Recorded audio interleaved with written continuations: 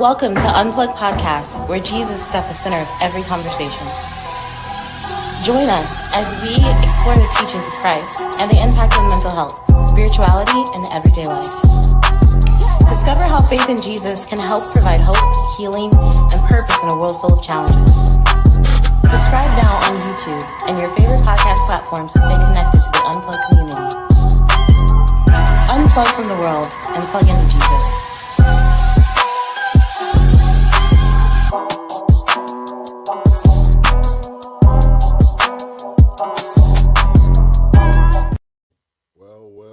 Well. Hi, mental health warriors. Hello.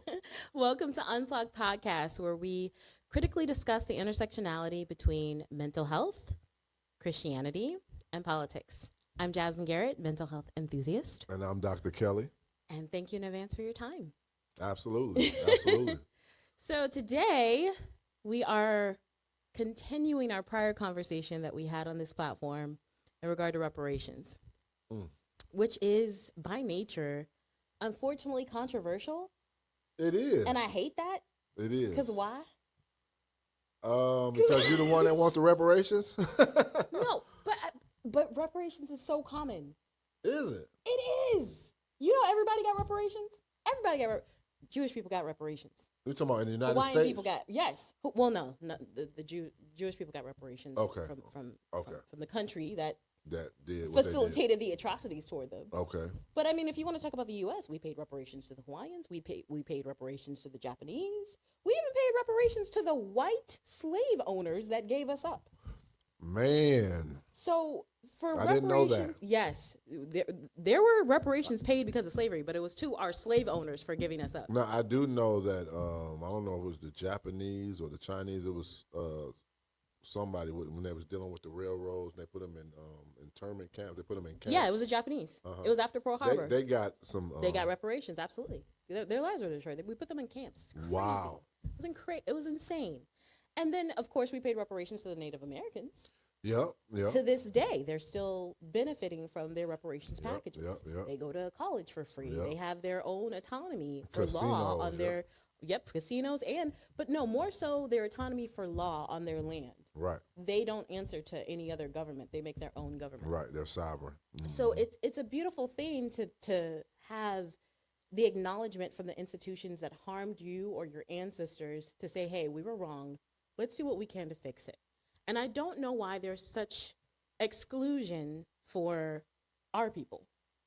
So if reparations was cool for everybody else, what is it about our people where it's like, oh, no, we can't do it for you guys? You know what? I've come to the conclusion where I don't think it's an aversion to give it to us. I think it's an inability to retrieve them. I think all of those people that you mentioned, they harness the power of their dollar, of their vote, and whatever else they harness in order to get what they sought. Matter of fact, Lyndon, I think it was Lyndon Johnson. He said to Lyndon B. Johnson, he said to Martin Luther King, and he was a known racist, but he signed the civil rights law. Sure did. He was a known racist. He said it was either him or Franklin Delano Roosevelt. I have to look and see, but he says, I know you guys want this. I know you guys need this, but it's up to y'all to make me do it. Just because I know you want it and I know you need it don't mean I got to give it to you. Make me do it. Jesus. In other words, put enough heat and fire up under me to where I have to do something. Goodness, it was Lyndon B. Johnson. Okay. Yeah. But I mean, I understand that there is a human tendency, and that human tendency, by the way, is called pride. We can put a name on it. It's a sin. I ain't too proud to beg, not for no reparations. Well, no, it's pride that gets in the way of just acknowledgement of something that was done that was wrong, right? So, and it's to the point where you have to be. There's this social contract where you have to shame into doing what's right, and I don't know if I agree with that as a tactic. I think if you're attempting to walk uprightly before the Lord, it has to come with humbleness. I agree. I've made many mistakes in my life, many, many, many. And I've made mistakes on this podcast. We've had moments where I had to do smiles and corrections, where I was unaware of information in regard to a specific topic, and I had to come to you guys and say, hey, guys, I was wrong. It's not the first time I'm going to be wrong on this platform. Well, if you have that, It's not the last time I'm going to be wrong on this platform. If you have that Democratic brain worm, it's going to happen. Not the Democratic brain worm. But no, like the walk that you're making in your life, it's not absent of ignorance, and it's not absent of sin. And right. For any person to look you in the face and pretend as if they're just excluded from that, they're being dishonest. That's a fact. That's just that. And if we could all get to that place where it's like, okay, we can look at each other and do so with compassion, as long as there is acknowledgement and there is progression forward. I agree. If you're looking at someone and they're refusing to acknowledge their faults, they're refusing to acknowledge the sin in their life, you are not going to get anywhere with this person. That's right. This person is committed to an image that is not of Christ. Right. We're image bearers of God. Mm-hmm. So if they're committed to the image that is not of Christ, that is buried in their sin, to the point where they can't even acknowledge it, we have a problem, right? We're never going to get anywhere. Yeah. So, and trust me when I said you don't know pain until you've said something uneducated on camera, and then watch yourself do it, right? You have to have the humbleness to be able to move forward, to acknowledge where you're wrong, do better, and correct it, right? So hopefully we are living examples of that. And not only that, when we commit to doing better, it should be a progression where it happens less and less. But not only that, how you handle it in that moment is character. That is character, right? So if we want to do better, we have to put in the efforts for that. I agree. Right? So if you and I can have our moments where we can admit when we're wrong, and we can handle it with grace, and we can handle it with honesty, and we can handle it with integrity, we should have the same expectations for institutions. Well, let me just say this, because what is America's excuse? Because they've acknowledged the atrocities of slavery. They've made formal declarations apologizing on the Senate floor or the House floor, saying that slavery was wrong and it was bad. They've publicly acknowledged that on a federal level. Well, no. Well, okay. Not as far as like giving us reparations, but saying, you know. No, I wish that was the sentiment. My problem is you can't acknowledge that you're wrong and then shame people when they bring it up because you didn't fix it. You know what I mean? Right. That's a problem, right? If someone comes to me and says, Jasmine, you said this was inaccurate and you did it on your podcast, it's not enough that I say, oh, you know what, you're right. No, I have to fix that. Right. This is now something that needs to be addressed, right? Which we had a whole episode, right? So you don't just take it and leave it and move on. You address it. I agree. My problem is when we talk about atrocities for other groups, when we talk about what happened with Pearl Harbor and what happened with our Japanese demographic, never again. When we talk about Holocaust, never forget. When we talk about 9/11, never forget. When we talk about slavery, you guys got to move on. You guys got to move on. You got to let it go. You're holding on to the past. Right. What? That was before our time. No, it's not. Well, that's still what they're saying, you know. Right. But and okay. So one of the things that I learned, because I was curious to know what was the opposite side. And this is me speaking to all of my mental health warriors out there. You're going to have conversations with other people where you have different perspectives. And if your intention and communication with them is only to communicate your perspective and not hear that, you don't have a good faith conversation happening, right? Your intentions are already wrong. So I seek to understand the other side. And one of the things that I learned, and this was just me asking ChatGPT, like, what are the arguments against reparation, right? What is the problem? And one of the number one reasons that ChatGPT told me was they felt as if reparations for African Americans were not necessary because there's no one alive that still went through slavery. So the reparations are missed from the people that it actually affected. Right. Okay. Not taking into account the lineage, the legacy of it, the trauma. Yeah. Mm-hmm. And then not just trauma, but to act like slavery ended and everything was fine and everyone was free after that. The racism, the Jim Crows, the back of the bus. I'm talking school to prison pipeline, yep. COINTEL, redlining, like the list goes on. Jim Crow, obviously, but and the lynching that still occurred in the South. Yep. Like that was Tulsa. Like this was still traumatic. That it never stopped. But the problem that I feel is this is a cop-out. This is an opinion that is 100% substantiated on the fact that those people felt injustice and you have no claim to what happened. I agree. Wrong, right? Like my grandfather doesn't own a property because he was denied the ability to own a property. Or they stole his property. Right. There were businesses that were stolen, generational wealth that were literally stolen. I had a business. You came in there with guns and you took it from me. That affected more than just that person. That affected that person's kids. Yeah, right? All of the many towns like the Black Wall Street. 100%. Yeah.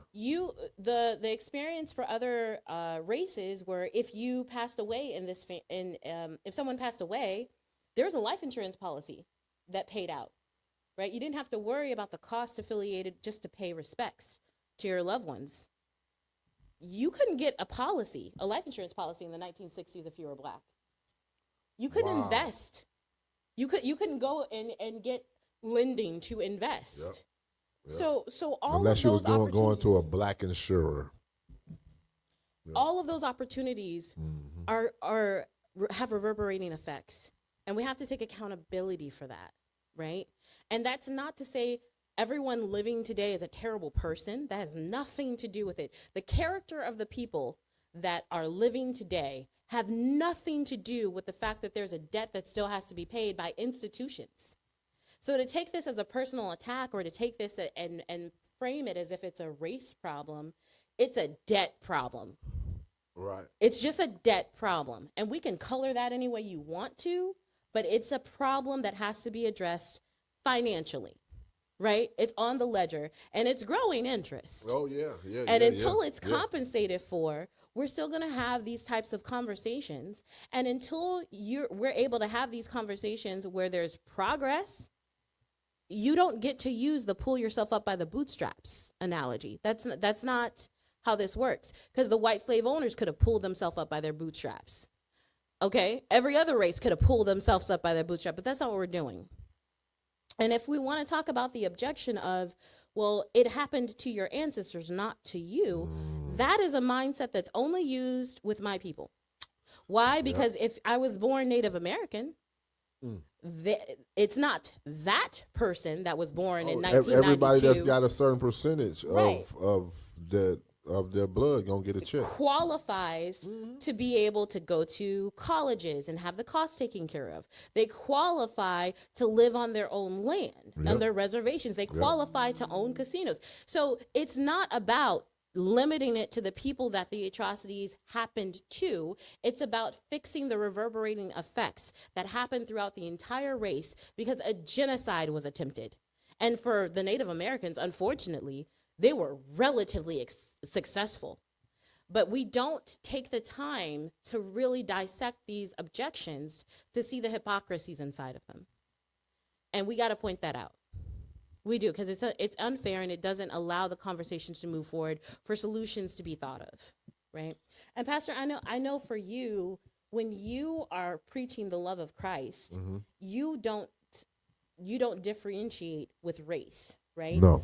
There is no race in Christ. No. So when we're praying over things like this for justice, it's not just justice for Black people. We want justice for everybody. We serve the God of justice. Yeah, I believe that when one boat rise, all the boats rise. Amen. You know, I look at it. I recognize all of those objections to slavery, and I'm not gonna say they make compelling arguments. They make an argument, but each argument can get shut down. Now, for the ones who talk about the cost objection. Mm. Now, I see here in the notes the difference between reparations versus restitution. Yep. So reparations is compensation to make amends. Restitution is restoration of something lost. Yes. The companies owe us reparations, and the government owes us restitution. Restitution. Now, one might say, you know what? The amount of lives that was lost. I mean, the amount of bodies that's in the bottom of oceans. The amount of faceless graves and all these types of things, and people beaten.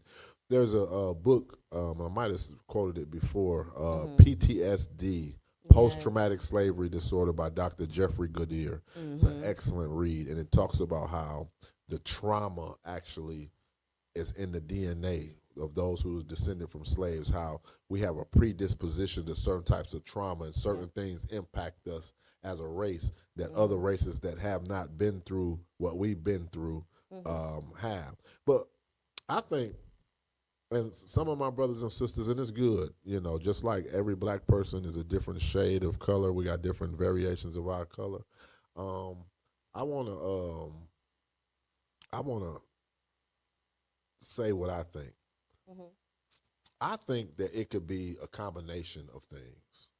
When we talk about 40 acres and a mule, some people want to say, okay, what would that look like in today's time? 40 acres and a mule would average how much money, and that's how much money each black person gets, or however they farm it out. My thing is, I want some of what the Native Americans got. Yeah. I want some free schooling.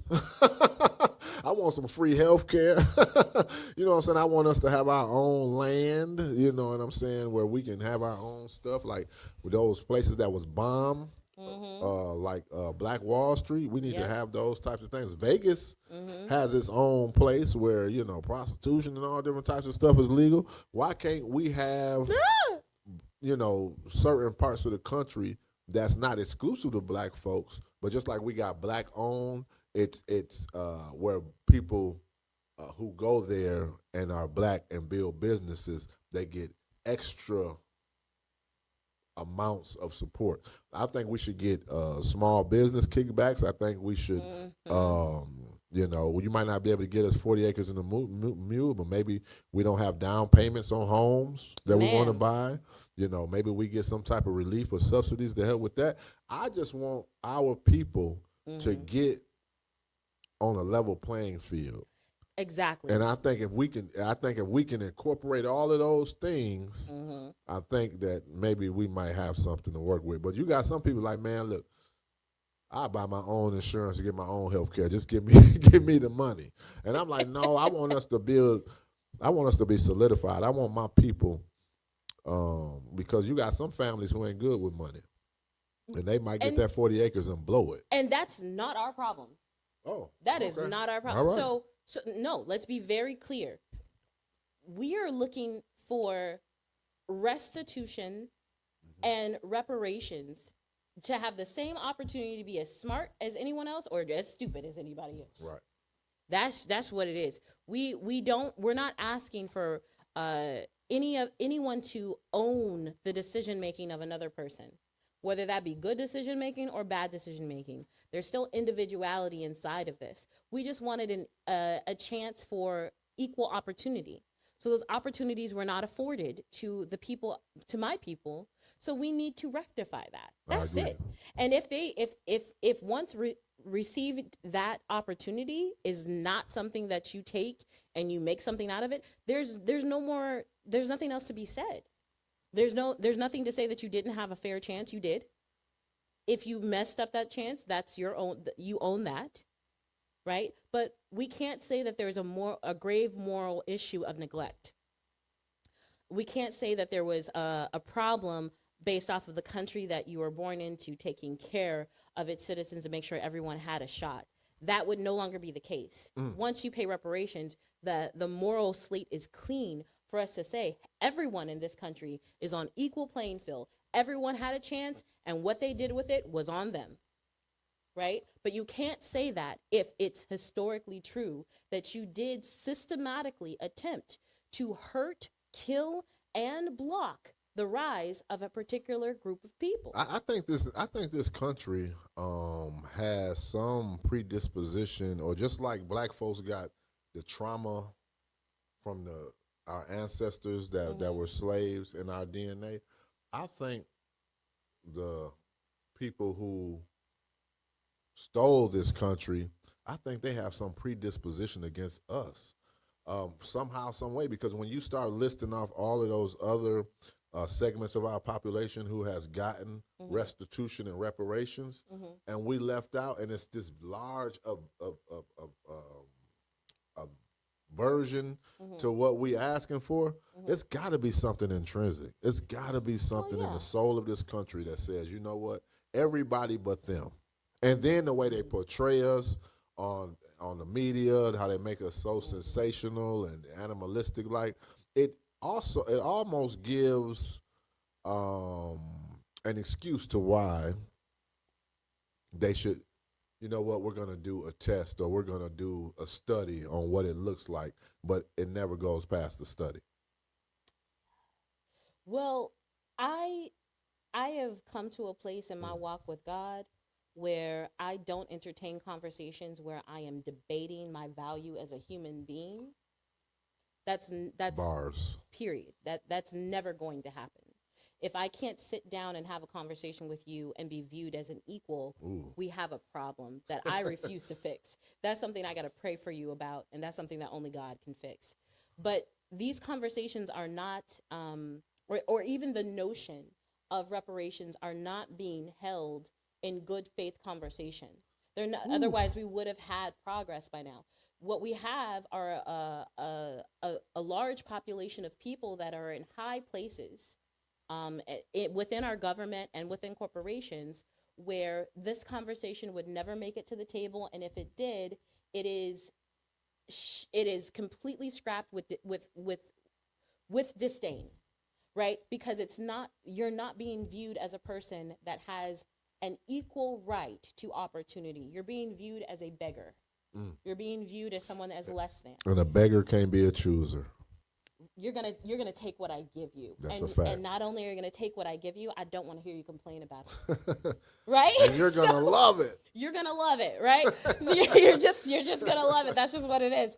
But no, as far as not us, well, my people have systematically been turned against each other. Ooh, that's a whole nother podcast. That's a whole nother podcast. But we don't have a sense of unity where our collective voices are powerful enough to where you don't have the opportunity to not hear us. You don't have the opportunity to not come to the table, because the consequences of not coming to the table aren't something that you are concerned about. So, and I like what you said. You said we've been turned against each other. Yes. You know, we've been, trained to find each other suspicious and all different types of stuff. Yeah. Now, I want to change it just a little bit. We're diverse. Very. We all think different. Not only do we, have this thing where they taught us to fight against each other, because that's a learned behavior, but Absolutely. we're diverse. We think different. We see things different. We believe different things. In the case of reparations, do you think our diversity is a hindrance? And what I mean by that is this. I was reading, and I came across this information that said, when it talked about black leadership, right, there has never been a black leader that made change who done it by itself without an organization. Like, there's never been a leader who actually made a difference in our community that done it without an organization behind them. Now, organizations are good. They help. It's strength in numbers. They help us with resources and things like that. But do we need one person, or we need somebody to kind of be the one who sets the agenda to get everybody focused in one direction. You know, we need to come. I believe Tavis Smiley and them, they came up with the covenant, or they came up with some type of book, and they had all the black leaders, and they said, this is our platform, this is what we want, this is what we want to do. And then they were supposed to give it to the Republicans and to the Democrats, and then, you know, whoever says, I'm going to implement your guys' policies, those are the ones we're going to put our votes behind you. Do we need that type of leadership in order for us to get on the same page? Because I believe if everybody was on the same page, we'd make them. They would do it. Well, okay, so because it's keeper to cheaper. It's cheaper to keeper, baby. We got to figure out. We got to define that same page that you speak of. We do, because right. it's not fighting amongst each other, right? That's not what it is. When our people were in Africa, there were wars. We fought against each other. That's not necessarily where the breakdown was. Okay. It's the dehumanization that was ingrained in us and for survival. So there's a big difference. Right. If I fight you, but I never see you as an animal, or I don't see you as less than, it's a fair fight. Mm-hmm. So one of us is going to win, and that's just it. Right. If I capture you because I think that you're less than me, I see you as a monkey, and I dissect you, I mutilate your body, I take your children, these are things that you are comfortable with because you don't see that as a human being. You see this as a lesser being. And that's the culture, that's the mindset that was ingrained in us. And that is the reason why a lot of this senseless violence is going on in our community. So it's not that I just have a disagreement with you. You stole $5 from me and now I got to beat you up. No, it's way worse than that. You taught the fat ones to see the skinny ones as less than, or you taught the skinny ones to see the fat ones as less than. You taught the light-skinned ones to believe that they were better humans than the dark-skinned ones. You taught the dark-skinned ones that it's the light-skinned ones that want you oppressed. And somewhere along the way, we became comfortable with seeing people that look like us being oppressed because of the separations that they imposed on us. We had mulattoes. We had people that were white passing that would watch the oppression of their mothers, of their cousins. I mean, what you want me to do? You want me to get oppressed too? Yes. But or fight the oppressor. Right, I or understand. come back for us. Get your freedom, but you got to come back for us. Now, is that something that needs to be taught? It shouldn't. It was taught. Okay. It was brainwashed out. Oh, okay. We again, our people come from Africa. We are communal people. You're right. It takes a village to raise a child. Yep. That's an tribal, African, communal. Yep. That's an African proverb. Yep. We fully understand the value of community.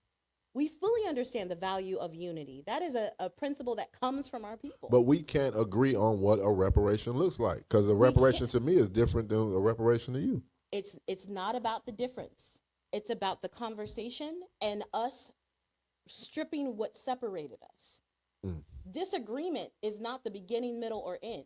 Disagreement is functional to figure out how we can agree to move forward, to negotiate, to compromise, to come up with something that pleases everyone. But I believe the government is using our disagreement as a wedge. They don't even know what they want. Well, so why should I give them anything?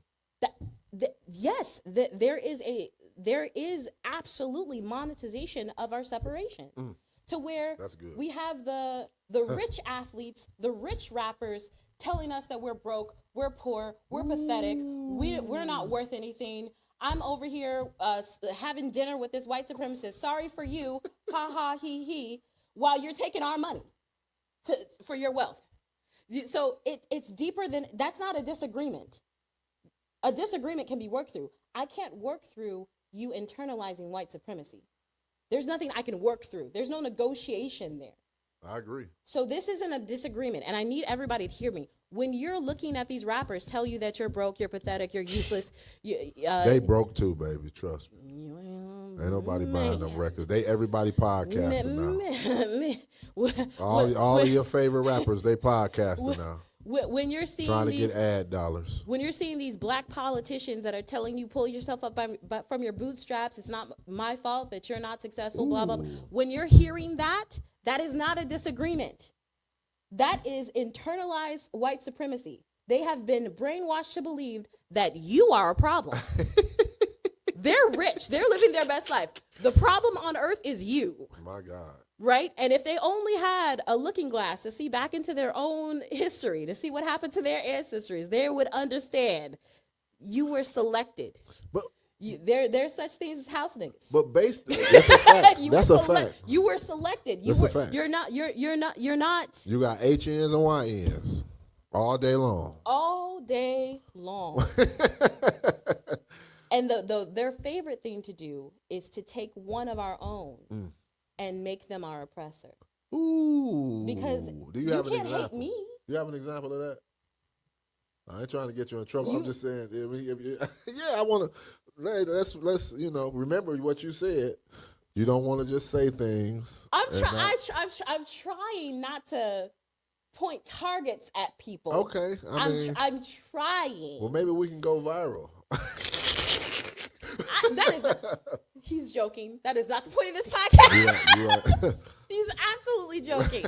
I promise.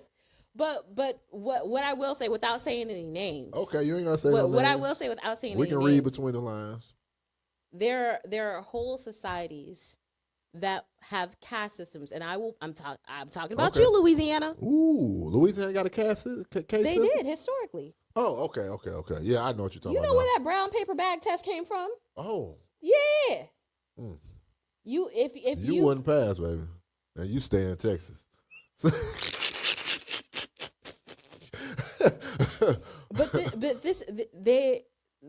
There were also black people, mulattoes, octones that owned. Octones. That's when you're an eighth black.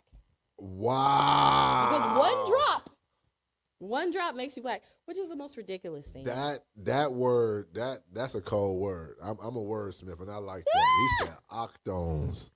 So what I'm saying is there's a whole caste system that they made where this internalized white supremacy made them feel that they had the right to be just as cruel as their oppressors, own black slaves, benefit in the same way that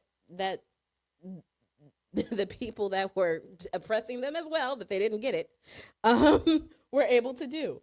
So these are the people that we have to look at with a microscope, because again, this is not a disagreement. You feel that I don't have human rights. That's not a disagreement. Ever. That will never be a disagreement. That is something that is wrong on the inside of your heart. That is a moral issue that has to be dealt with by the one true living God. That's a fact. And only he has the ability to change that. There's no conversation that any person can have with you that will fix that problem, right? And let us be clear, right?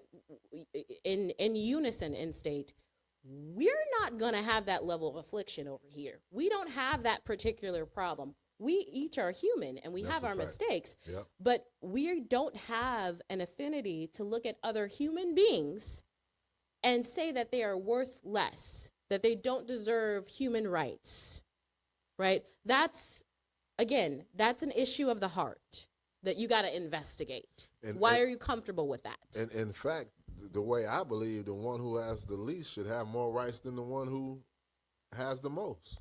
Period. I mean, Period. So based off of what we're discussing, it would appear that we have a long way to go. I mean, all of the internal stuff that we have to navigate just to get on the same page to be able to approach these people for the stuff that they owe us. Well, how we approach it is also a part of the challenge here. Because like you mentioned before, there's reparations and there's restitution. Right. Reparations is the compensation to make amends. Restitution is the restoration of something lost, right? Okay. So we got to figure out how can we approach this in a logical way where we don't have institutions that are supposed to be giving reparations, giving restitutions. We don't have institutions that are giving reparations that are supposed to give restitution, right? We have to make certain that we're clear and what is owed. and how we would like the approach to be taken care of so all things are fair, right? I agree. So if, and I'm not going to say any names, 'cause again, that's not my particular job. There are companies that live and breathe today that have directly benefited from slavery. Wow. Meaning their millions, their billions that they currently own, you can trace back those dollars where they were accumulated from the free labor of our ancestors. Is this something we can find online? You can absolutely Google it online. So let me see. You can tint that. Are you about to say their name? Well, I mean, if it's online, I mean, is I guess online. everybody knows, right? It is online. I'm not going to say Because their name. according to their argument, we're not the people who did the enslavement. We're totally different. You're Those right. people are died out and gone. We're on something different. But if your company was started on a slave plantation and using slave labor, then, you know, hey. You owe that bill. Your company owes that bill. Wow. Not the CEO, not the current, that company, whoever the CEO is, doesn't matter, owes a bill. And debts are very much a real and present, tangible piece of doing business. So you don't have to own it as a person, but your corporation has to own it as a debt. That's how that works, right? It says many modern companies, particularly in the financial, textile, and railroad industries, had predecessor institutions that directly or indirectly benefited from the wealth generated by enslaved labor in the U.S. and British colonies. Yep. Many of these companies have since acknowledged and apologized for their historical ties to slavery. So we have the acknowledgement, which is an admittance that you done something. But you got to fix it. That's not enough. Aetna Oh, Jesus, he's saying the names. sold policies in the 1850s, Dear God. reimbursing slavers for losses when the people they enslaved died. Facts. Aetna expressed regret in 2002. Bank of America, Oh, predecessor banks accepted enslaved people as collateral on loans. Jesus Christ. Barclays, the Barclays Center, acknowledged that acquired companies may have been involved in the slave trade. J.P. Morgan Chase, we talking about banks. Oh, my God, I bank with them. I need to have a meeting with them. Predecessor banks in Louisiana accepted enslaved individuals as collateral on loans and took ownership when owners defaulted. The company has apologized and established a scholarship fund. Oh, maybe that might be a piece of reparations. New York Life Insurance Company, Brooks Brothers, CXS Course, Domino's Sugar, Tiffany & Co., USA Today. My God, educational institutions. Harvard, Yale, Princeton, and Georgetown benefited from donations of wealth generated by slave-owning families or enslaved laborers. My God. Disclaimer. What you have just heard is not the personal opinion of the Unplugged podcast No, or host. that's Google. That's Google AI. That's Gemini. What has just been recited before you is information readily available on the internet as it pertains to slavery and companies that have benefited, not opinions from this podcast. So we will not be owning that. Thank you very much. If anyone has a problem with what was stated, you need to take that up with Google. That's okay? All yeah. right. Just making sure we're on the same page. Yep. All right. So, wow. Don't send me no cease and desist. You need to take that up with Google himself. Okay. Thank you very much. So what I'm saying is it's those companies that owe compensation. That would be reparations. The dollars affiliated with the free labor that you were accumulating wealth from need to be paid back. Well, what if they said, you know what, man, we was just only in the slave trade for a year. That is. We were just a year in. We and then we after that year, that was it. We didn't mess around again. So do that. What would that? How would that help, fall for them? So I mean, I think at that point we have to be pretty honest with what you're saying. We were only in the slave trade for a year. Let's be very clear on what the slave trade was, because I feel like we be using those words, and it rolls off the tongue, and we're not giving it its full honor as to what that term means. There is indentured servitude, there is slavery, and then there's chattel slavery. That's a fact. And if you don't know the difference between those three, do not have the conversation. I came to you on the at the beginning of the episode saying, hey, there are some things that I've been wrong about, and I'm learning that if I don't have the time to fully discuss it, or if I'm uneducated about any part of it, don't have a conversation about it. It's not your moment. Right? Okay. So when you say that I was only in it for a year, let's be clear on what that means. That means that your company and our government facilitated human trafficking. You facilitated rape. You facilitated the destruction of families by stealing babies and relocating them, renaming them, and separating them from all of their inheritance. For all you know, that was Prince Akeem, and now you calling him Toby. And so he will never be a prince. His mother has no idea how to contact with him and never will. You destroyed bloodlines. You eradicated legacies, right? You mutilated bodies. You did testing. You did scientific testing with no anesthesia.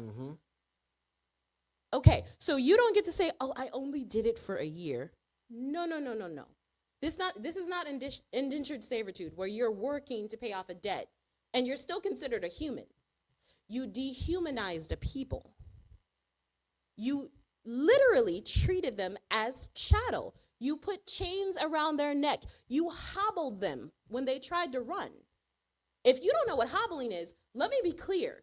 You made certain that they wouldn't be able to run again by making certain that the bones in their legs and feet would no longer support them walking or running. That's hobbling someone. That's a fact. Okay? So no, you don't get to say, oh, we only did it for a year. Do you know what that year, the damage of that year did? I don't care if you did it for a day.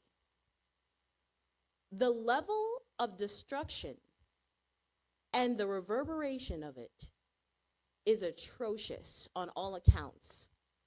It was devoid of humanity. You made human beings animals. In fact, you wouldn't even treat animals like that because we got PETA. So no, there is no we only did it for a year. We only did it for 6 months. You have to compensate for what happened. And what happened were felonies. That's a fact. All of it is a felony. No part of it is a misdemeanor. It wasn't a minor infraction. These are felonies. You murdered people. People were murdered. Not only were they murdered, they were tortured. So we're not doing that. We're not saying it was only a year. We had black women that were breastfeeding children that grew up to beat them and rape them. Ugh. No, you don't get to say we only did it for a year. I don't care how long you did it. So once again, when we start talking about corporations and limited liability corporations and stuff, at some point, is there some type of when you have a certain corporation or LLC, the company itself is protected from the actions of its workers. So the company has the entities, or if you can sue the company, but you can't sue the person. You can sue the person, but you can't sue the company because it was the person, not the company, that was raping and pillaging and killing. So they might have some type of deniability or some type of protection that would say, hey. Yeah, that's why you're not in prison. Okay. But the money got to come back. Right. Do you understand what I'm saying? I get it. The plausible deniability that you have is because you did not commit the crime. The debt that is accumulated is because you took the money. So and you never gave it back. So what if the company can't? So say there's a number. Mm-hmm. This company, Chase, owes $1 trillion. We done did the math. It's $1 trillion. They don't got the $1 trillion. Mm-hmm. What, do we put them on a payment plan? What do we? Everybody gets it with all debts. Everybody gets a payment plan. I'm on payment plans. Okay. Oh yeah, with all you know debts, me too. You get to be on payment plans. I get it. Right. So I get it. I think we just have to get to the point where we're talking about this in a way where we're operating with integrity. You did it. You acknowledge you did it. Okay, that's not enough. Mm-hmm. What are you going to do about it? Right. It's a debt from your company. I'm not accusing you as a person. You didn't do it as a person. Let's be clear. There is no person alive that I'm looking to accuse of these things. The company and the institution of our government did these things. Mm. So whoever is at the company or whoever is in the government has to pay. That's it. We don't have to have conversations about personal personal crimes because no person that's still alive did it. You're absolutely right. So why is that a part of the, why is that used as a way to shut down the conversation? It shouldn't be, because it's an illogical point. It's a red herring. It has nothing to do with the matter of the fact, which is a debt is owed. So make a payment plan, figure it out. So you mentioned some really good pieces of ideas where we could figure out reparations that are owed from corporations and restitution that would be owed from the government. So my ideas surrounding this are completely negotiable, and I'd love for our people to come together and. I like your plan, though. Your plan is my plan. That's the plan I want.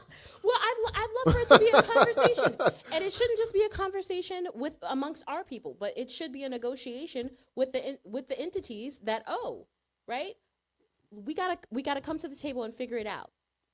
So the first thing that I would say is you took homes. You took homes and you denied opportunities to get homes. If I happened to be a Black person that was capable and I was an architect or I was a carpenter and I built my own home, you still came and took it. Yes. So because you took homes, as a part of the reparations, which is the compensation that we're talking about, you're gonna have to come up with these homes. Ooh. You're gonna have to give $350K toward a home. Ooh, that's a good home out here in Texas. That's the average cost of a home. Nationally, the average cost of a home is about $350. Oh, Lord. So that isn't an ask for more than anybody else or less than anybody else. It's the average. I didn't make the average. You mad about that dollar amount? You need to talk to somebody about the economy of the U.S. because I ain't come up with that number myself. That's the average. So that money is not a lump sum of money. It's supposed to go towards a house. You can buy toward a home. You can. That means if I go to a bank, yep. If I go to one of the banks that is responsible, and again, I'm not personally. Now you know them Negroes know how to scam now. I'm not personally going, but if I go to a bank and I say I need a home, you're giving me $350 toward the home of my choice. You know them Negroes are gonna find a way to get the bank to give somebody 2 or 3. That's not an option. Homes. That's not an option. Okay. All right. No, we're going to be fair and we're going to be clear. Well, we're going to be direct. Talk about it. We don't talk about Somalis in Minnesota and how them Negroes did what they did. And we need to. My people need to figure out how to do that because. Lord. Talking about $8 billion. Stop it. That they sent back home. My God. Anyways. We're not doing this. So also because the free enterprise of Black people were taken. I'm talking about you, Tulsa, Oklahoma, Black Wall Street, that suffered domestic terrorism. I love it. Because you decided to bomb, right? Because you destroyed Black enterprise, you're going to have to come up with $25,000 for each person to start their own business. Oh, just 25? Just 25. That's the average cost to start a business, $25,000. Oh, wow. That's the average cost. That's how much that is. So is that lump sum payment, or is that small business SBA go towards your business plan or whatever? You got to have a business. That is a lump sum for the business, meaning you're not going to physically see these dollars in the sense of you can spend it towards anything else. You come to them with a business plan, you get the $25. See, white folks will go for that now. They'll go for that. That's what I'm talking about. You got a great plan. I like that. You see what I'm saying? So because this is about fixing what was wrong. That's what it fixed what was wrong. Right. I want free tuition at HBCUs. Why? Because you killed my ancestors for learning how to read. We have a problem fundamentally. Yeah. You purposely sought to make us unintelligent. And then hilariously, years later on TV asking why there's a problem with intellect in our with my people. Yeah. Stop playing in my face. Right. Stop playing in my face. You're going to have to come up to make certain that my people are educated and have equal playing field. Right? That's what you're going to have to do. You did the school to prison pipeline. You blocked us from being educated at your facilities, at your colleges, whether even community colleges you blocked us from. So you're going to have to come up with tuition at HBCUs. Amen. Right? Yeah. All right. So that's how I feel about corporations. Now, if we were to add all of that up, Is it a hefty bill? Absolutely, it's a hefty bill. But let's be very clear: you can't buy a home unless you're 18 or older. You Come can't on start a now. business unless you're 18 or And older. everybody ain't entrepreneurs, so they might Everybody save is an some money right entrepreneur, there. so they might not even take the 25,000 for a business plan. But you know, my people, you know the way my people got down on that COVID, they gonna make some business plans for people Oh, and we get that gonna have money. a business. We Oh, get we that gonna money. have a business. Okay. Absolutely. And if you make tuition at no cost at HBCUs, first of all, black women are already the most educated demographic in the U.S. And I find that hilarious because give any white supremacist with a mic a chance to speak, and they're gonna say how uneducated black people are, or black women are specifically, and I find that funny. That's why my girl Candace Owens is killing them right now. Stop it. Cause she black, by the way. When she want to be. No, no, that's who she is. See, that's I'm why not she trying to she talk got about nobody passing. You are so messy. she got a mouth. She got a way with words. You know, You like be so bad. Listen, Candace, I ain't trying to start a smoke with you. No, we don't want But no girl, smoke. go ahead and come to the table.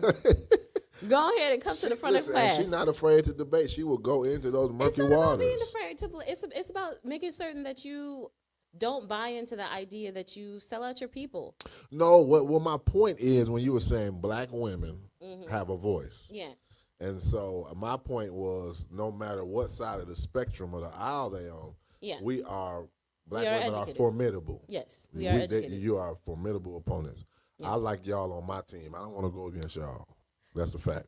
Period. I love it. So let's talk about restitution. Restitution, again, is a way of making certain that you restore what was lost. Okay? So we're not making up accusations. You're going to restore in kind for what was taken.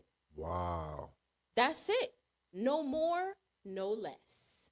So let's talk about what was taken. First of all, from the moment that slavery started to Jim Crow, you taxed my ancestors. Factual. You taxed them when they did not have representation or equal opportunity for representation. What does this country do with taxation without representation? Remind me again. When you want to talk about violence in the streets, you want to talk about Black Lives Matter, you want to talk about how you feel my people are just so unruly. What did this country do with taxation without representation? Remind me. Y'all guys real gangster with some tea. That's what I remember in the history books. That was the Boston Tea Party. You wasn't having it. There's a whole revolution of taxation without representation. So you taxed my ancestors, and you did not allow them representation. You taxed them for government services that they were disqualified from. You charged them. You took portions of their income and refused to let them use government facilities. They had a separate water fountain, but they was paying for the water fountain that you was drinking from. Come on now. Okay, so you tax them without representation. Problem. So what are we going to do about that? Well, I'm going to say for the exact amount of time that you taxed my ancestors without allowing them representation, you going to have to exempt us from taxes for the exact same amount of time. What was that? I don't know. 100 years? Whoa. Between slavery and Jim Crow? When Ted Cruz ain't going for that. When Jim Crow ended, you're going to have to exempt my people for about 100 years. Now, again, so let me just add for clarity. by all means. Is it 100 years per family, or is it like from 2025 on?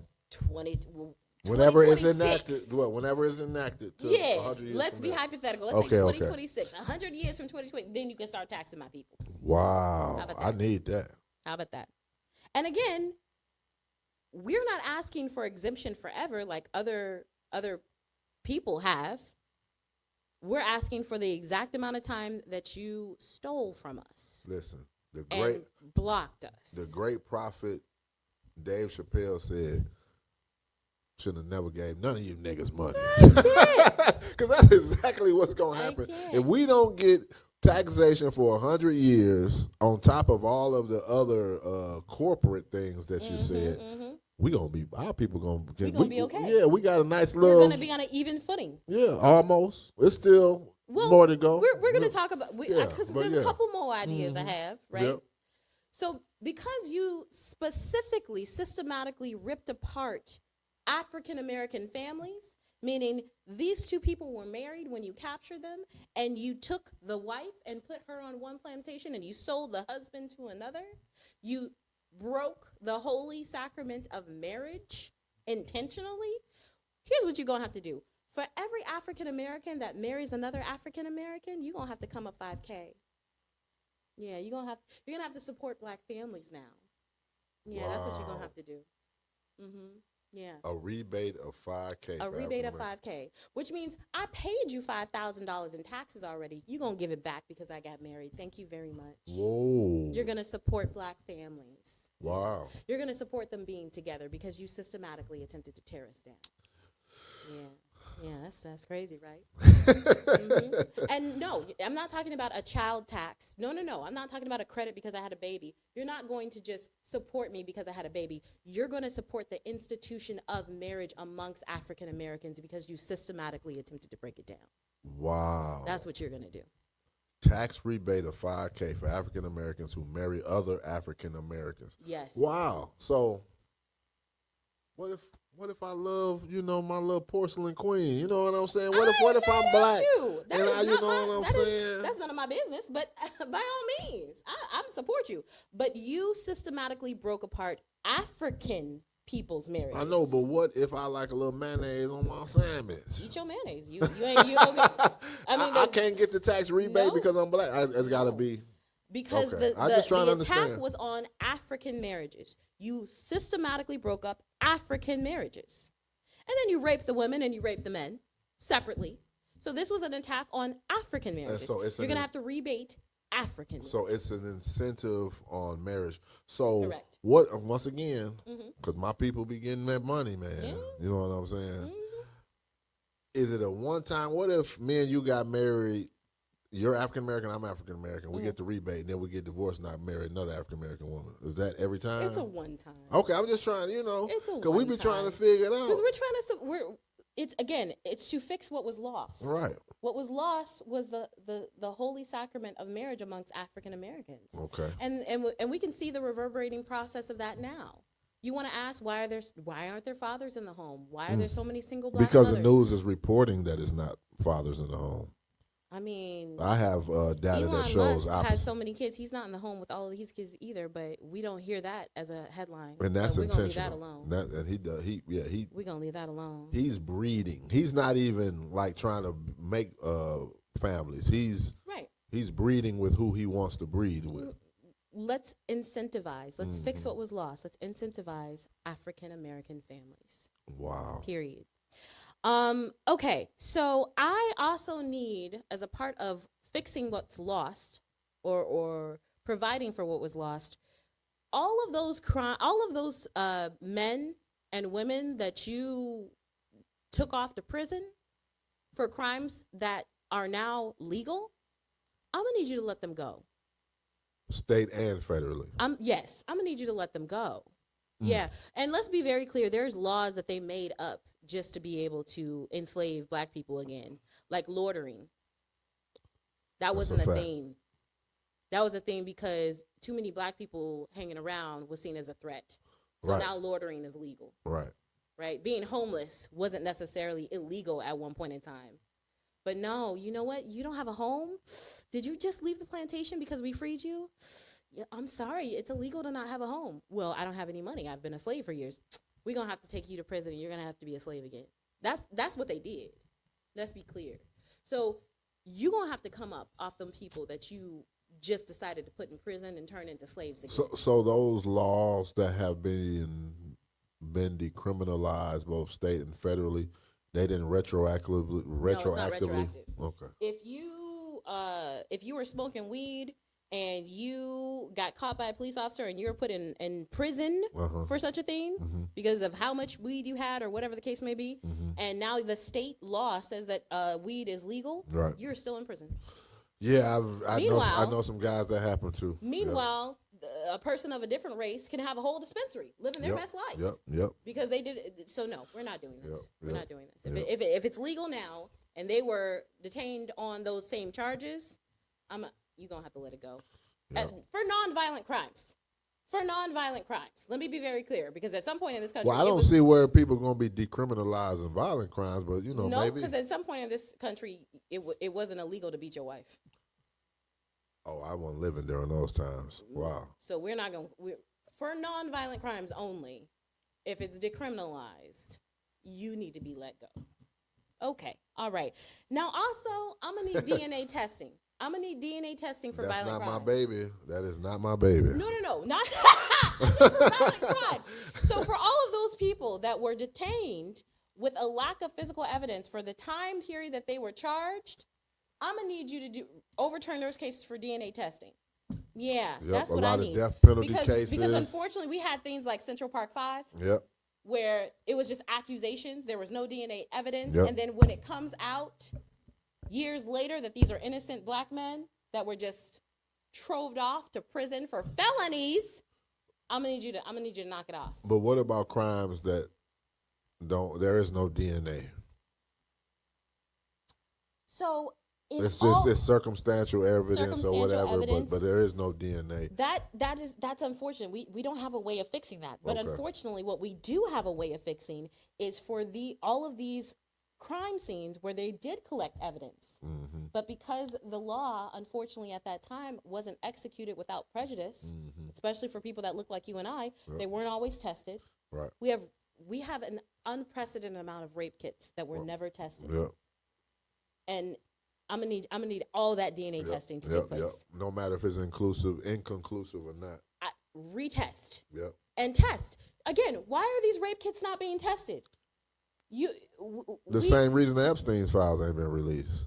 We're slowly getting more of those Epstein files, but whoo, Lord. I mean, And also, in terms of restitution, to provide for what was lost, I'm going to need, moving forward, all law enforcement that is indicted and found guilty of murdering unarmed citizens, that compensation comes from their pension. Come on now.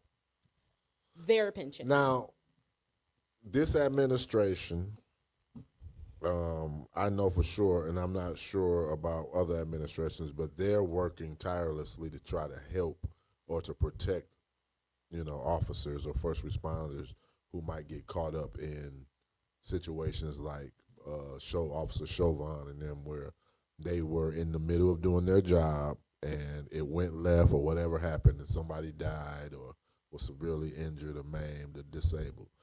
And they're trying to make it so that there's some type of protection for them so that they're not brought on charges, or at the very least the state governments or the city governments aren't being sued and bankrupt because a stupid police officer done pulled somebody out the car for a normal traffic stop and done beat him unrecognizable with his police flash. Exactly. So, yeah. So here's the thing. Let's make sure that we're on the same page with what he just said. If a cop kills someone that was unarmed, found guilty, and now there is a settlement that needs to be paid to the family, you know who's paying that? Me, you, the city. Every taxpayer. The taxpayer, yep. Not the cop. The cop at worst loses his job. Yep. The cop at worst serves a sentence. Yep. But who's paying us? No more. Nay, I say. What's going to happen is whomever that police officer is, whomever that law enforcement is, your pension is compensation. You lose what you worked for. You're not going to take money from me. I didn't do it. And you're definitely not going to charge me because you shot and killed someone that looks like me. And it's, at the very least, the police need to cover the expenses for the funerals, too. 100%. It comes from the compensation of that office. Yep. Your pension, your office, your budget. Yep. So now, if you have an accusation of impropriety where a death occurs, you can take it seriously because nobody else is footing the bill but you. That's a fact. So now let's see how often the body cam gets turned off. You're right. Now let's see how often you were scared for your life when you got to pay the bill. That's a fact. Because we're not coming to bail you out. That's a fact. I'm not responsible for you murdering the people that look like me because of your fears that deeply racist. That I'm not doing that. So you handle that. And I bet you we're going to have a lot more sensitivity training now. Right? Okay. So the next thing that I'm going to need you to do as a government, make Malcolm X's birthday a holiday. My God. Yeah. I see Lord what you Jesus. did there. You gave Dr. Martin Luther King a holiday because he was the nice one. Well, Malcolm was a He was felon. a passive one. Malcolm was a felon. Like they didn't lock up MLK too? You know they locked up MLK too, right? Yeah, but he was, Nah. You gave them both records. Well, okay. Malcolm earned his before.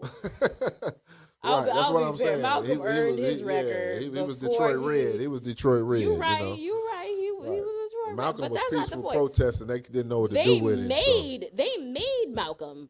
They made Martin public enemy number one. That's right. He was peaceful. They made him that. But you murdered him. Let's be very clear on that. That was something that you acknowledged. But okay. Let's be clear on the fact that they were So both get your hand out of my pocket. That was the government, or that was the people? No, I was talking about Martin. But I mean, okay. My bad. But I mean, as far as Malcolm is concerned, that's another rabbit hole. That's another rabbit hole. We're gonna need a whole other podcast on that one. But what I will say is, you favored the civil rights leader that you felt was the safest versus honoring them both for their efforts in the space of human rights. And that's a problem. That's problematic. So was it black folks who petitioned for that holiday, or was it white folks? It was actually James Brown. James Brown is the one who... James Brown went to the White House. Okay, and he specifically asked for Dr. Martin Luther King's birthday to be a holiday. And that's why we need Kanye and them to keep going to the White House. Kim Kardashian. We need people who got influence to go to the White House. I think Kanye needs to focus on some mental health. Well, not him, but I know before he goes anywhere. He went to the White House and he advocated for Larry Hoover. And Larry Hoover, he did. a couple years later, has been pardoned by this president. Pardon is a strong word. His sentence was commuted. Excuse me. It was commuted. Yeah. But now he still has state charges or whatever. But I wish I'm not even going to say I wish he was pardoned, but pardons are different in the sense that it wipes out what you owe. Right. Anything you owe. Right. Time, money, you are clean. Right. Your sentence being commuted just means we're going to let you out of jail. Right. Or let you out of prison. Right? And there's a big difference because when you're released from prison or when you're released from jail, you are still on probation. Yep. And probation costs money. And I don't know if people know that. There's money attached to it. Oh, yeah. Not only is there money, but there's restrictions. You got to be home by a certain time. You might have to wear an ankle bracelet. But you can't just go out. Now, how you know? Did you mess around with somebody that was locked up before? Somehow you know that? You know the nitty-gritties about restitution and curfews and stuff. How you know? You ain't never been, you know you're not a jailbird. I know that for a fact. I ain't been locked. I ain't never been I know you come from... I know you got some people that's from that way, but I just want to know because good girls like y'all end up sometimes with the bad boy. Yeah, you writing letters and stuff and all that type of stuff. You done turned into a real prison advocate out here. That's crazy. I love it. I mean, and it's not just if you date the bad boy, but you have family. Oh yeah. You have family that go through it too. You got family, yeah. And you want to see your family win. That be through it too. Yeah. You got family that serve their time and they're trying to get it together and they're trying to get a job, but they can't take the job because the schedule that they need is 1 to 10 and you got to be home by 8. Come on now. Okay, can we talk about it? Yes. For people that served their time, they paid their debt to society. And we're still blocking their opportunities. So, yeah, it is far better to be pardoned because you don't have that process that you have to go through for years. And it could very well be years. Wow. Right? And how you going to pay your fees to be able to stay on probation and you ain't got a job? That's a fact. Yep. Don't even get me started. Yep. And then the whole, check the box thing, having to put whether you're a felon and all that type of stuff. Yep. Immediate resume in the trash. Yeah, it's a sad state of affairs. And don't even get me started on the fact that some of these people actually have mental health issues since they were released from prison, and they see a psychiatrist. The psychiatrist wants to give them this drug, but you can't take that drug. Why? Because if it shows up in your piss test, it's a problem. But it's actually what you need. You actually need this drug to mentally be okay, so you can function. Don't even get me started. Don't even get me started. And the probation officer has no power to take that drug off of that No test, power. off of that list that says restricted drugs that should not be in your urine. Right. So, yep. And yep. it could be just be an ingredient Yep. in the drug that you need to Yep. mentally be able to function. And there's Yep. no way for you to get an approval on it. They don't care. Yep. They're mass producing these reports to be able to say who owes and who's getting locked up again. It's a mess. It really is a mess. But as I was saying, Right. as I was saying, we do have a civil rights leader that has a past. And if the idea of being great in this country is exempt from people having a past, well, we need to start looking at Mount Rushmore. Okay, why we honoring them leaders? Most of them were slave owners. If you want to talk about making certain that we're judging people equally that have a past and we shouldn't be honoring them, we're going to have to look at everybody then. Yep. That's a fact. Okay, so you're not going to exempt our civil rights leaders because they have a past, especially when they grew up in the same society that was built with the oppression that you utilize to monetize off of them. So no, we're not doing that. Make Malcolm X's birthday a holiday. You know what? I'm sorry. My wife ain't here, so I got to cut up. So, I Malcolm X is one of my favorite, civil rights heroes. Yeah. But you're gonna get some pushback. There's gonna be some people like, nah, Malcolm X or whatever. But what I was getting ready to say was, you want to know what I have noticed, What? and it's probably off base. Oh my gosh, what did you notice? But light-skinned blacks are more pro-black than dark-skinned blacks. Wow, this is a lot. That was a mouthful. Oh my gosh. So when we talk about Jesus. so when we start talking about, being put against each other or whatever, because that might not be true or not, but all of my light-skinned blacks, they go hard. I have a light-skinned black co-host. Not a light-skinned black. Jesus, fix it, Lord. And I'm telling you, she blacker than black, black, but black. You ever seen CB4 when the old boy was like blackity black, black, black, black, black, black? I can't with you right now. My light-skinned blacks, they want it all. They trying to compensate for the melanin that they left on the table. My God. No, it is. She said, I want Malcolm X. She said, I ain't done yet. We want not Medgar Evers. I love Medgar. Not any of the other ones. Malcolm X. The one who said Plymouth Rock. What did he say at Plymouth? We didn't land on Plymouth Rock. Plymouth Rock landed on us. First of all, no. The roosters came home to roost and all that type of stuff. Yeah. My problem is they attempt to erase his impact.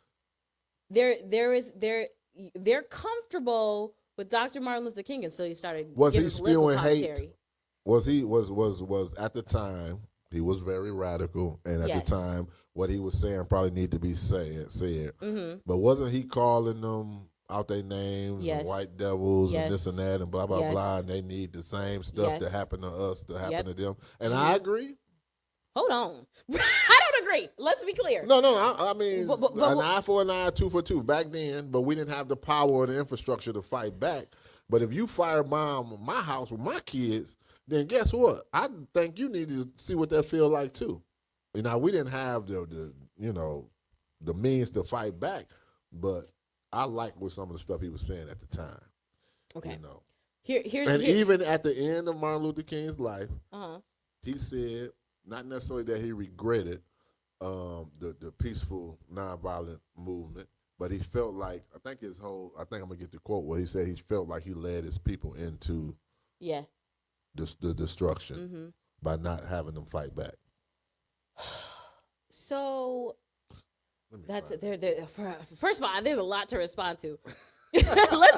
Let's start with the light-skinned blacks trying to make up for Bellington. That's not how this works. Right? Our people, African Americans, the diaspora of us is so unbelievably vast.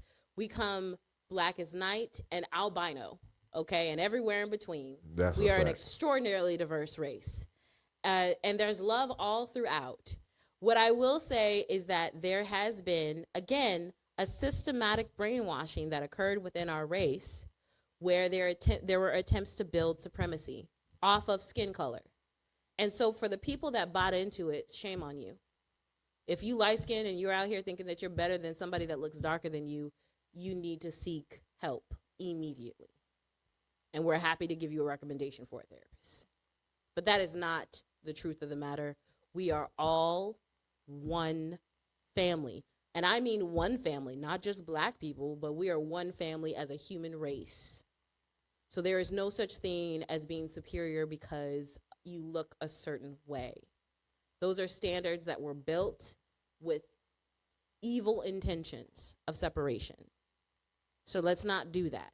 That again, it's white supremacy, and unfortunately, white supremacy permeated all of culture, all of societies, from India to everywhere, to the Polynesian Islands, to Hawaii, to all across the world. Every culture, unfortunately, ate up this white supremacist idea to where skin tone was equivalent in their culture to being of a higher value. And it's disgusting, and we got to dismantle it. So for the light-skinned people that you know that are out here screaming Black Power, we are the ones that are rejecting the brainwashing. And we want to see all of our people win, and we're going to be loud and vocal about it because so many of our ancestors that had similar skin tones were the ones that moved to a different state and started pretending that they was Cindy Lou and was perfectly fine with their cousins being whipped and beaten and had their businesses stolen, and were told to go off and live their best life being white passing. So we can't let that happen, and we have to be vigilant in that regard to make sure that every skin tone and every shade of our people understands being complacent with the suffering of your of your people is a crime against humanity. Amen. Amen. Now I be saying this stuff because I be trying to get a rise out of her, and I just, you pull it out of her. She got bars. So I gotta say something that's gonna trigger a response that she's gonna clap back, and then you guys are gonna disagree, and then y'all gonna with this guy. That quote that I was saying about Dr. Martin Luther King, he had a 60 Minutes interview with Mike Wallace, where he was. They said that he was, I guess, he realized the validity of violence. And he made a quote. He says, "A riot is the language of the unheard." And so where we was before, we was holding hands and getting sprayed with hose and dogs biting us and whipping us and all of that, and we keep standing and walking. Now these folks, the hot summer, back then in '65, the long hot summer in '64, they was burning down stuff and fighting back and rioting. And he was like, well, maybe that might be another way to get things done. I mean, there is only two ways to protest: violently and non-violently. And when you do it violently, it's not called a protest, it's a revolution or an insurrection.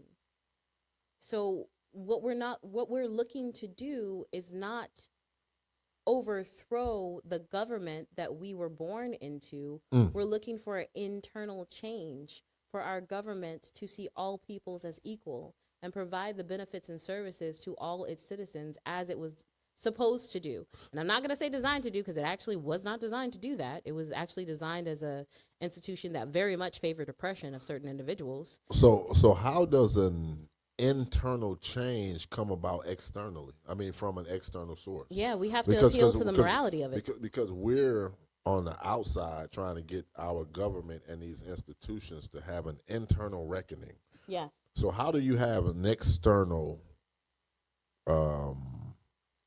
what's the word I want to use?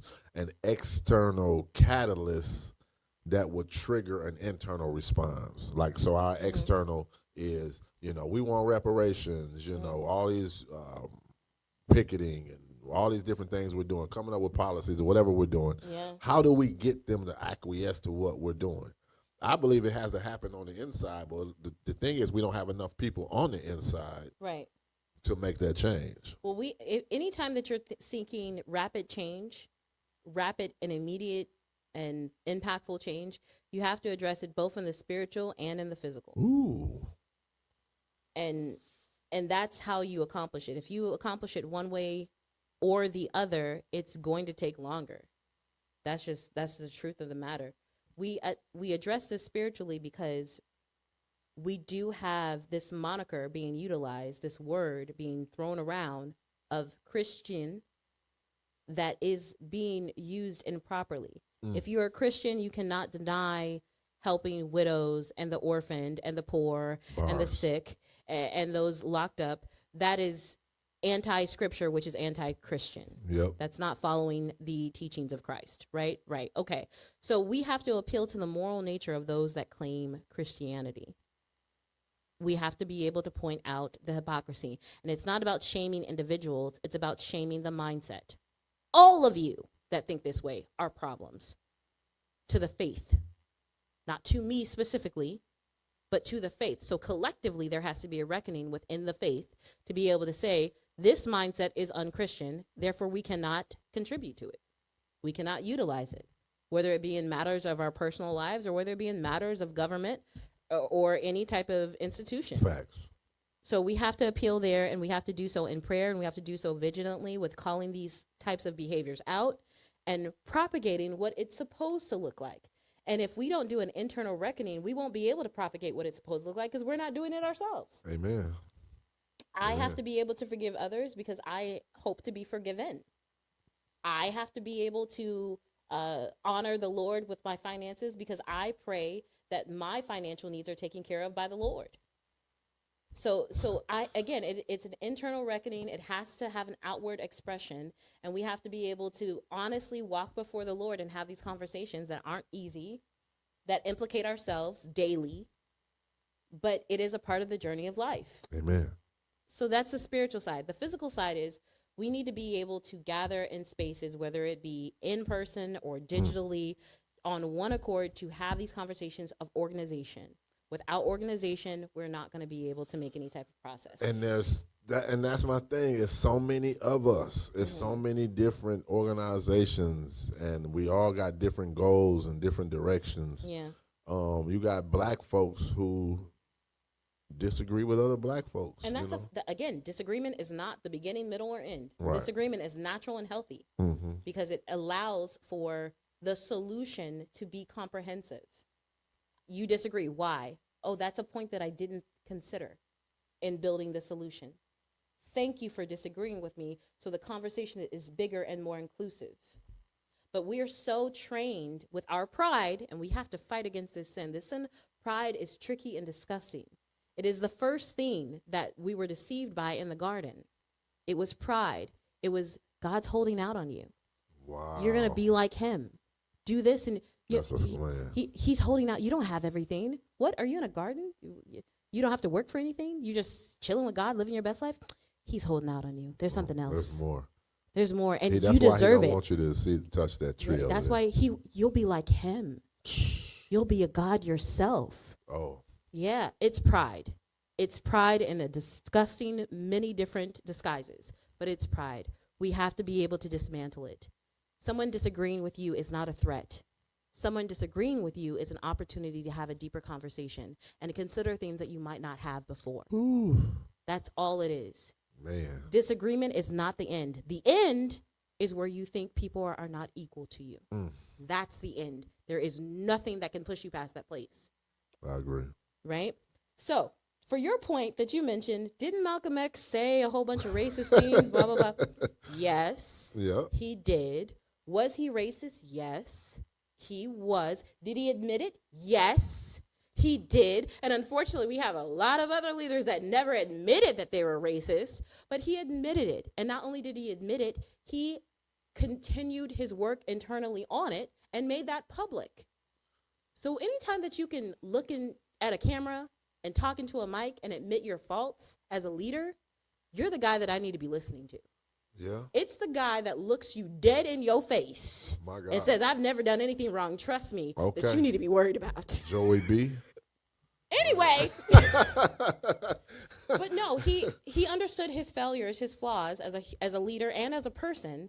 And when he went to Mecca and he was worshiping with people that looked different than him, that people that were Caucasian, people that were Asian, it was his faith that he saw unity in. And he brought that back to the U.S. And not only did he bring it back to the U.S., he did something unprecedented with any other civil rights leader, which is why he deserves to be acknowledged. He finally came to the conclusion after this spiritual experience that he had in Mecca to say, you know what we're experiencing in the United States with Black people is not a civil rights issue. This is a humanitarian issue. We are human beings. We need to be talking to the UN, the United Nations, because they need to acknowledge that we are humans and this is a humanitarian feat.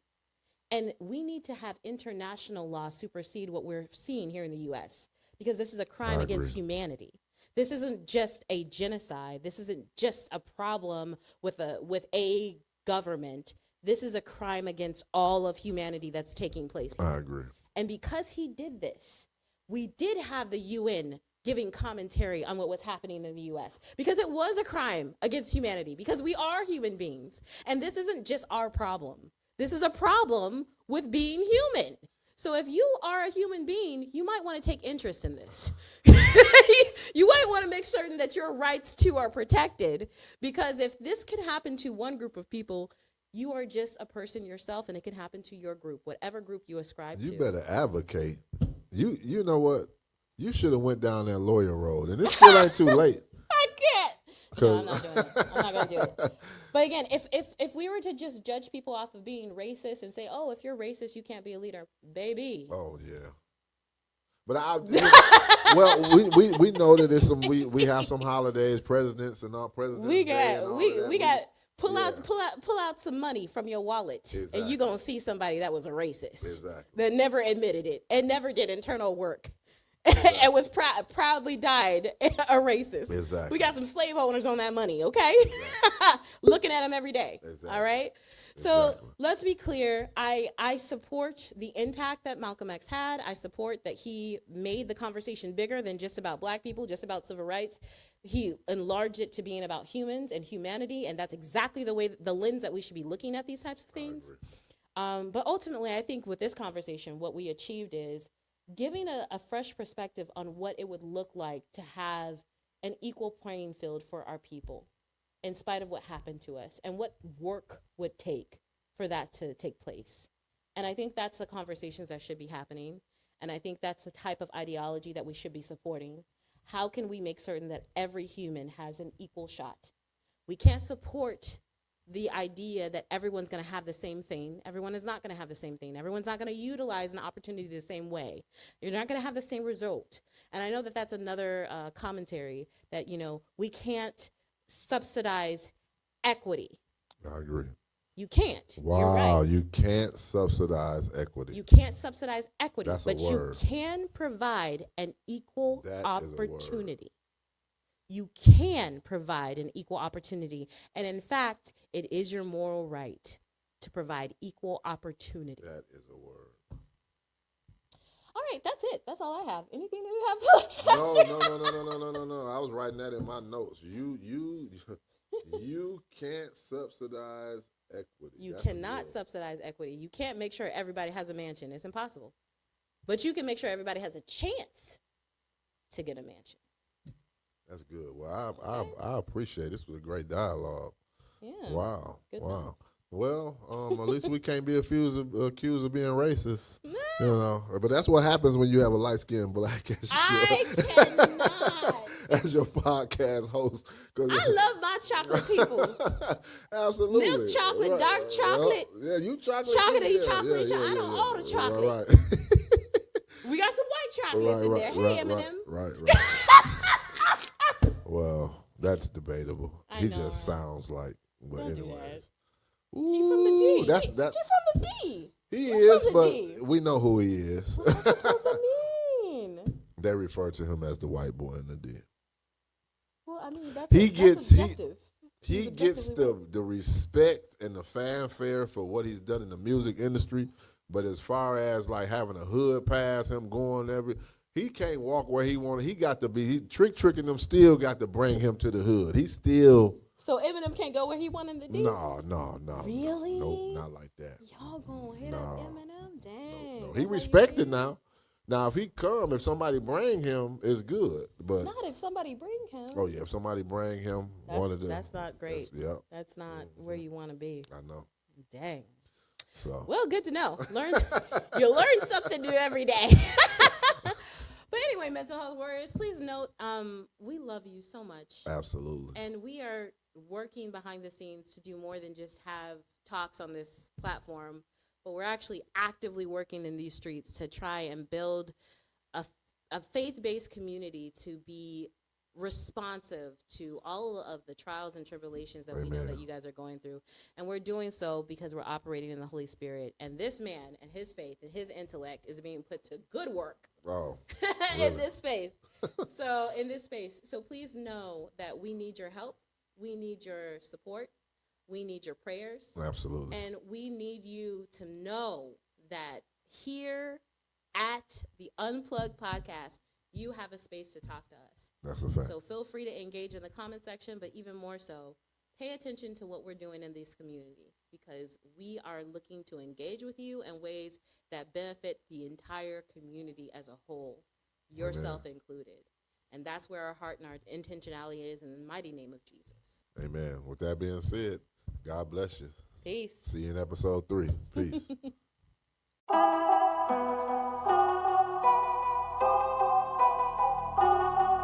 Welcome to Unplugged Podcast, where Jesus is at the center of every conversation.